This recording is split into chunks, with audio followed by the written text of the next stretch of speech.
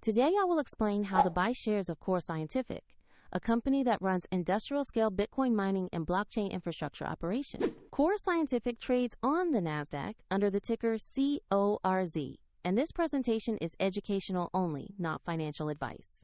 To trade, you need a brokerage account. I will use eToro as the example to show the process. After signing up, you will need to verify your account, usually by uploading an ID, and add funds before you can execute a purchase. Use the platform's search field and enter the ticker CORZ to locate CORZ quickly. Make sure the listing matches the NASDAQ symbol and company description before continuing. On the CORZ asset page, you will find basic company information and a price chart for reference.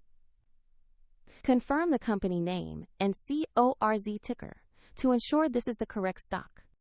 To place an order, click Invest, choose the amount you want to allocate, review the details, and confirm the trade. If the market is closed, your order may execute when it reopens, and if you lack sufficient funds, the platform will prompt you to add money before confirming.